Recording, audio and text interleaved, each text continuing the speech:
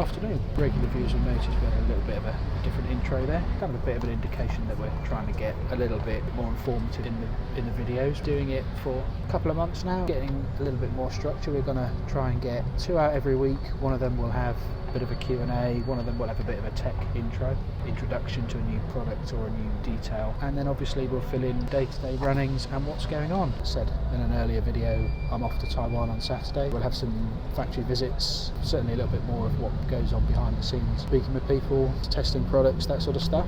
Sorry, distracted by the pigeon there. Hope you enjoy the new format of the video, and yeah, enjoy the rest of it.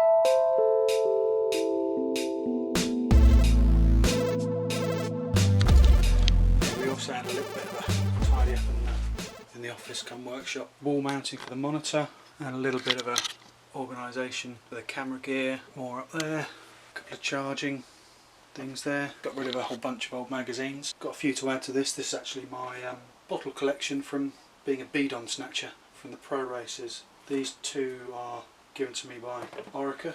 Spent the day with them at Liège-Bastogne-Liège a couple of years ago, and it was the day Simon Gerrans won. I got to spend the day with the Soigneurs, and a very privileged moment to be part of that. Anyway, as I was saying, we have had a customer get in touch with us asking about a large Foots Cray. Wants to have a quick play around on one before he pulls the pin. So I am going to get him my own personal demo model.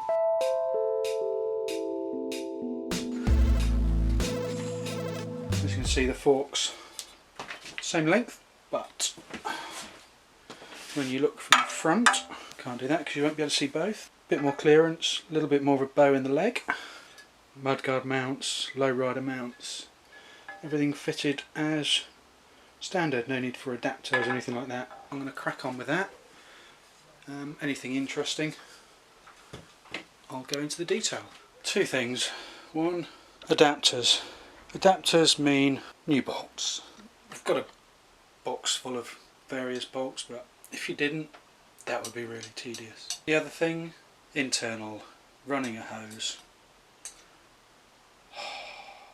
Granted, you only have to do it once when you or whoever's building the bike sets it up, but it's the price of a good looking bike. That's just crazy. I literally went over there to get the head torch, had the fork upside down, was wiggling, came back. Then what I'll do now is, with this that I've just threaded through, thread that inside there.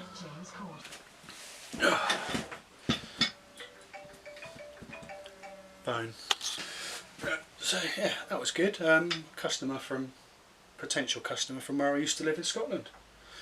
Had a little reminisce about old roads and old mountain biking. But anyway, back to this. The inner was from the bottom all the way up. Thread the outer hose, hydraulic hose, onto the inner. Pull it through, little wiggle through the hole. Job done. And then I can trim up the hose, fit it to here, bleed brake, ready for a test drive. Test ride. Right, crack on. Need new bearings, but no rubbing. There's a lot of setup, but when they're done, hydraulic discs, so much better than cables. It's all about the delayed gratification.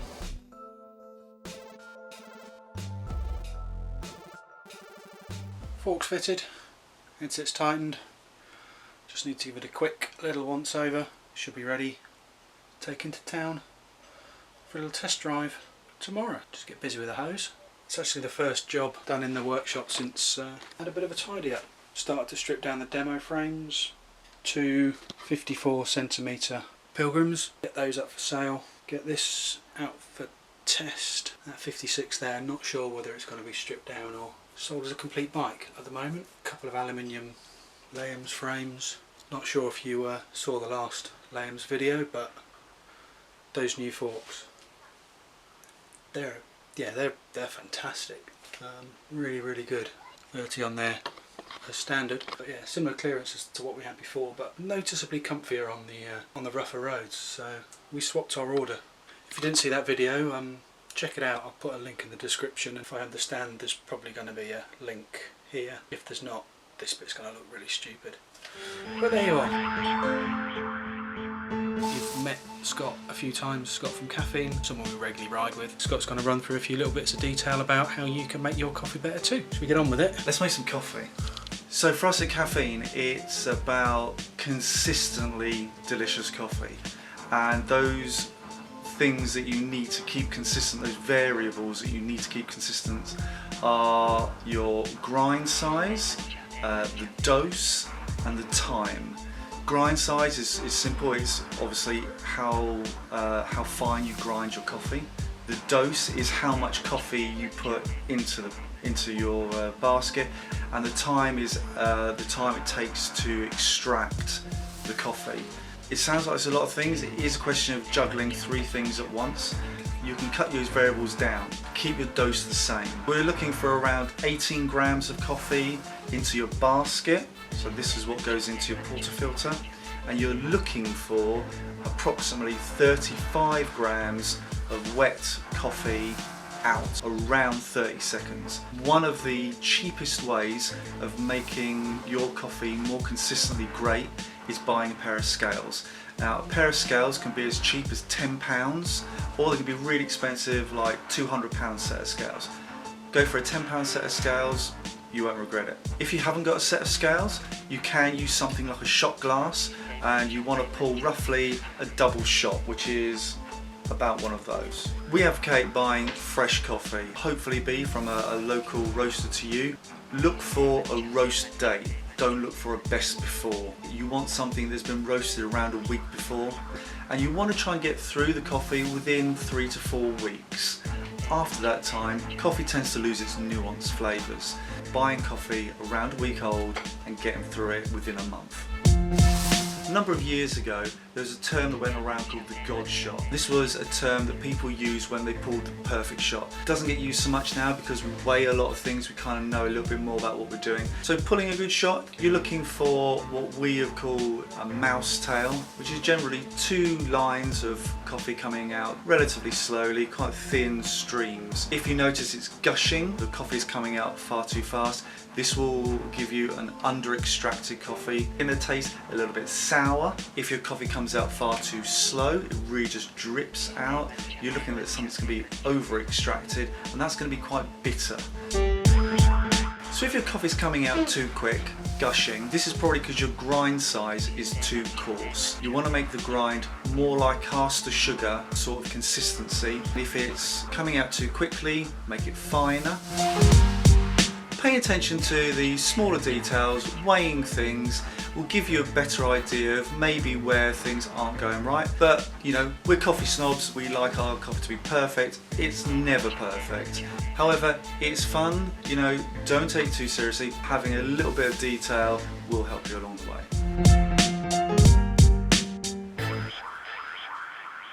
Nice cup. It's pretty good.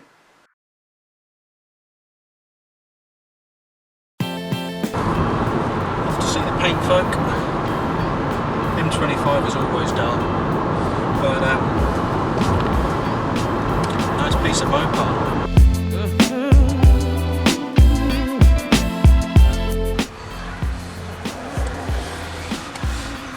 It's all a bit too good to be true.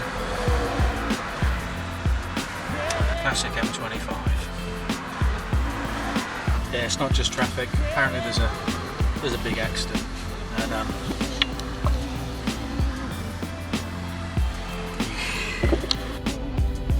never seen that symbol before. I guess that means it's an accident.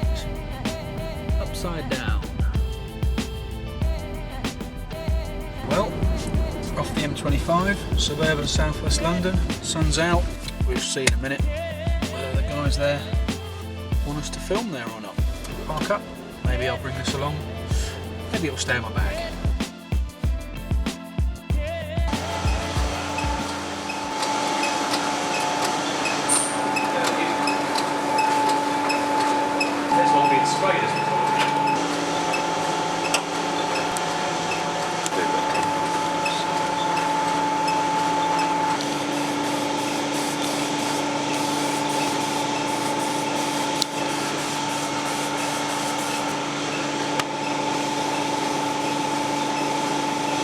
paint factory. This is so I'm just going to introduce you to Phil from Cycles Perfecta. So Hi there. tell us about your paint. We've got over 8,000 colours. We can pretty much match anything we want. It does what it says on the tin. Everything's done in-house. We paint everything in-house, do all of our decals in-house, our masking in-house, so any design, any colour. What's he doing in there, Phil? Just putting some lacquer on. Yeah, so that's for one of our other customers. So we paint the decals on, then we mask up the areas such as bottom bracket, head tube, dropouts, and now we're lacquering it with a special lacquer that can go straight onto aluminium. 24 hours a day, every 4 hours, we mix all of our paint so we create any paint that we want. So depending on our paint code, we'll measure each one out. Can you grab a paint code? So if we have a paint code of this one, which is a, let's go for a little bit more of a metallic. So there's some metallic reds, it's a bit lighter. We pop in our paint code,